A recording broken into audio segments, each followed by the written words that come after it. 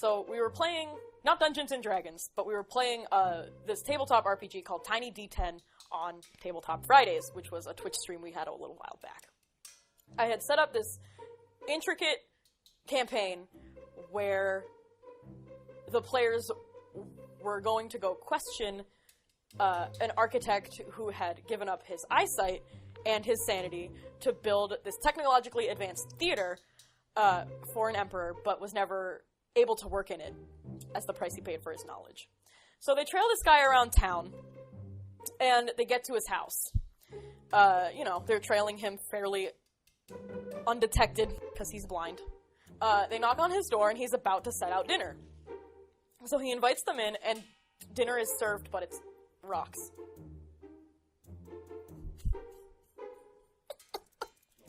He notices that they aren't entirely hungry, and gets offended that his meal wasn't good enough. So he storms up to his bedroom, and the party takes this as a cue to ransack his house for clues.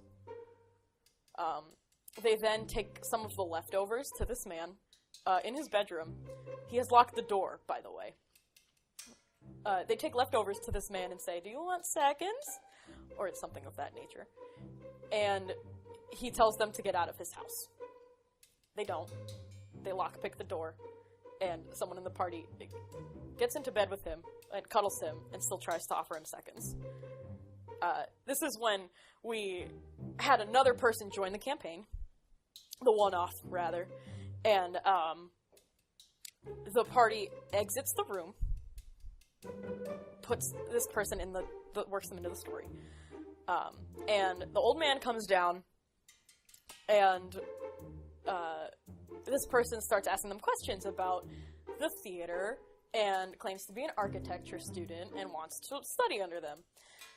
So this man answers the questions fairly vaguely until they get to the question about how he got his knowledge.